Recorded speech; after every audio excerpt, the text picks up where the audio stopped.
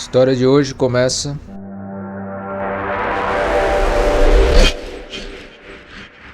com esse casal, Rahul e Taylor. Os dois moravam perto de Washington, D.C. Uma noite foram comemorar o aniversário de Rahul junto de um amigo, Mark Wall. Depois de uma noite regada a álcool e drogas, voltaram para o apartamento. E o que se seguiu foi digno de um filme de terror.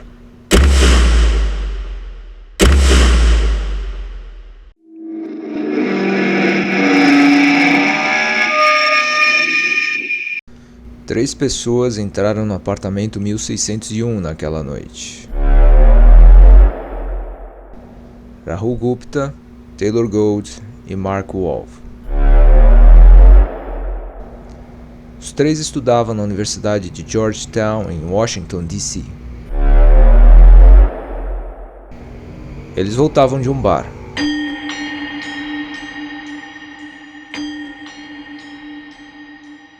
O apartamento era do casal. Haviam comemorado o aniversário de Rahul. Algumas horas depois, às 3:30 da manhã, Taylor telefonou para a polícia. Quando a polícia chegou, a porta estava trancada. Ninguém atendia. Os policiais arrombaram o local. Encontraram Taylor confusa, com algumas marcas de sangue no corpo. Taylor disse: "Não sei o que aconteceu. Vocês podem dizer para mim?" Os policiais acharam sangue nas paredes da cozinha. Sangue na área, sangue cobrindo Rahul, que estava deitado no chão. Eles perguntaram se ele estava ferido. Rahul respondeu: "Acho que não." Mas alguém mais estava. Os oficiais acharam Mark deitado no chão, inconsciente, morto. Tinha sido esfaqueado 6 vezes e cortado 5 vezes. Seu pulmão havia sido atingido e sua jugular cortada.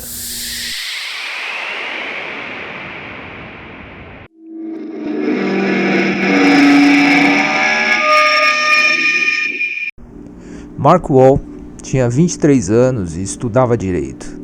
Morreu de forma agonizante. Rahul e Taylor estudavam engenharia biomédica na George Washington University. Os policiais perguntaram a Rahul o que aconteceu. Rahul respondeu: "Minha namorada e meu amigo estavam me traindo. Eu vi minha namorada e meu amigo me traindo. Eu matei meu amigo." Rahul, no entanto, mudou seu depoimento mais tarde, dizendo que Taylor havia matado Mark. E o comportamento de Taylor na hora de ligar para a polícia colocou ela como suspeita. Taylor ligou para o 911 e daí se seguiu uma conversa surreal. "Você precisa da polícia, bombeiro ou médico?" "Polícia." "O que acontece que você precisa da polícia? O que está acontecendo?" "Eu não sei." "Taylor, por que você ligou? O que foi?" "Nada." Mais pra frente ela continua a falar sem, no entanto, falar coisa com coisa. "O jeito que você está respondendo, alguma coisa não está certa. Conte-me." "Desculpe. O que está acontecendo? Preciso de alguém aqui, há sangue em todo lugar." "O que você quer dizer com sangue em todo lugar? O que aconteceu?" "Eu não sei." "Quem está sangrando?" "Não sei, eu só quero alguém aqui." Nessa ligação, que demorou aproximadamente 10 minutos, Taylor dava respostas vagas, bizarras. Ela coloca o telefone de lado várias vezes. Sem saber muito o que fazer, a polícia vai até o apartamento. A detetive Paula Hamill diz que havia sangue por todo o apartamento, e quando abriu a porta, Taylor tinha manchas de sangue no seu corpo. Depois, a polícia descobriu que ela havia trocado de roupa antes da polícia chegar. A polícia viu Rahul deitado ao lado de Mark, mas ele estava vivo. Mark estava mergulhado em uma piscina de sangue, seu corpo dilacerado. O jovem morreu de forma brutal. No entanto, um problema apareceu. Nem Rahul nem Taylor se lembravam de nada do que aconteceu naquela noite. Afinal de contas, o que havia acontecido? uma pausa para você dar o seu like e se inscrever no canal. Se você ainda está aqui é porque está valendo a pena. Faça isso antes que o vídeo termine, senão vai esquecer.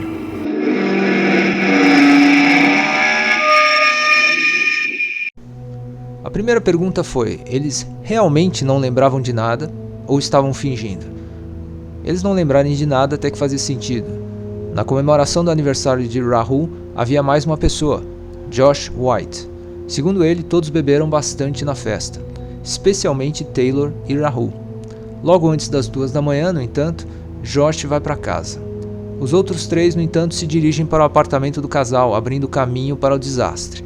A detetive Hamill não conseguiu grande progresso ouvindo Taylor e Rahul, mas ela viu que eles conseguiam lembrar do que aconteceu, até um certo momento. Mas os 45 minutos cruciais, ninguém parecia lembrar de nada, ou seja, estranho. E aí a detetive Hamill teve a ideia de colocar o casal junto na sala de interrogatório. Você esfaqueou o Mark ou não? Eu não acho, assim, eu não faria isso. Por que eu atacaria alguém? O repórter Andrew Metcalf, da Bethesda Magazine, disse que ela de fato disse que não sabia o que tinha acontecido, que ela desmaiou durante o incidente. E Taylor disse que não queria que Rahul fosse acusado, se foi ela a culpada ou se havia evidência de que ela fosse a culpada. A questão é que a falta de memória de Taylor talvez tenha dado a Rahul uma oportunidade. Ele começou a falar coisas que deixavam tudo cada vez mais confuso. Eu não esfaqueei ninguém, mas depois que eu vi que Mark havia sido esfaqueado, eu tentei parar o sangramento. Eu tentei prestar primeiros socorros. Eu dizia para Taylor chamar a polícia e ela, não vou dizer que ela hesitou, mas ela ficou olhando para nós dois.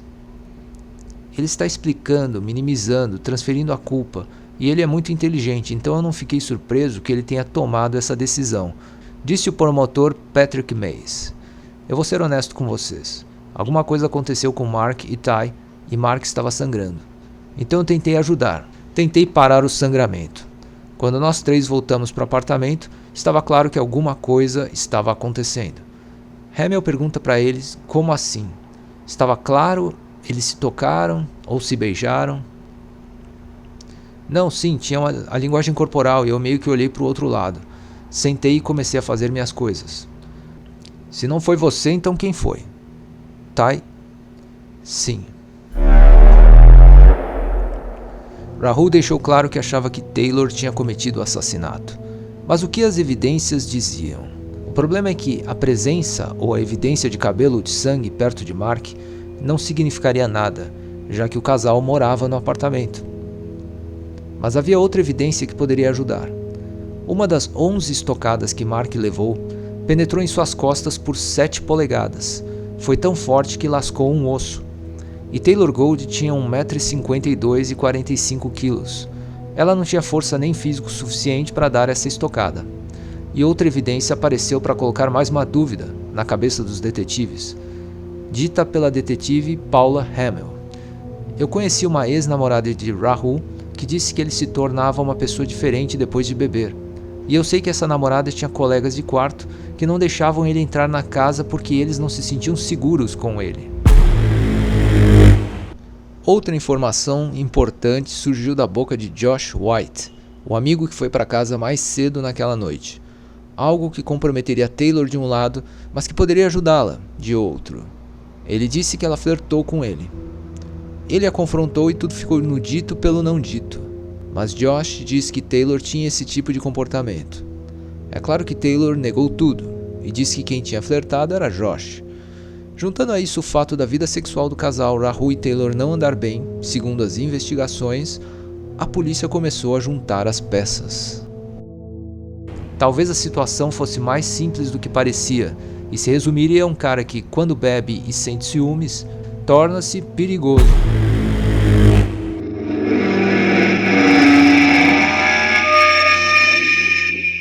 A situação de Rahul piorou quando ele teve uma conversa telefônica com seu pai. O pai de Rahul perguntou o que havia acontecido e Rahul disse que ele e Mark tinham brigado e ele havia tentado pegar uma faca. Então Rahul disse que foi ele quem pegou a faca. No tribunal, Rahul trouxe uma outra história que o promotor Patrick Mays achou completamente improvável. Rahul disse que ele havia batido a cabeça, caiu e durante o tempo que ficou no chão, o assassinato foi cometido por sua namorada, Taylor. Enquanto Rahul culpava Taylor, ela continuava com a sua história de que não se lembrava de nada. O fato é que Taylor nunca culpou Rahul. A insistência de Rahul tentando culpar Taylor e a insistência de Taylor em manter sua história de não lembrar de nada agiram a favor de Taylor. Levou menos de 5 horas para o júri julgar Rahul culpado de assassinato em primeiro grau. A detetive Hamill disse: "O fato de que ela não foi indiciada não quer dizer que eu não acredite que ela não tenha culpabilidade nenhuma no que aconteceu. Eu apenas acho que a sua culpa não é de natureza criminal, mas é uma memória dura com a qual ela terá que conviver até o final da sua vida." Mark Wall sobreviveu por alguns minutos depois do ataque, segundo o perito médico que testemunhou no julgamento. Bill Wall disse, pensando no seu filho: "Não consigo imaginar o que ele pensou nesse período de tempo. Sua família foi devastada com o que aconteceu. Ele nos colocou em um lugar de onde nunca poderemos sair. Nunca." David Barton foi amigo dos dois na high school e falou para um jornal da Universidade James Madison, o The Breeze. Ele disse que ambos eram muito inteligentes, cada um na sua área. É muito chocante quando alguma coisa do tipo acontece e você conhece as pessoas envolvidas. Você pensa, como duas pessoas que você pensa serem racionais deixam que algo dessa natureza aconteça? Você apenas deseja que a situação não tivesse escalado do jeito que escalou.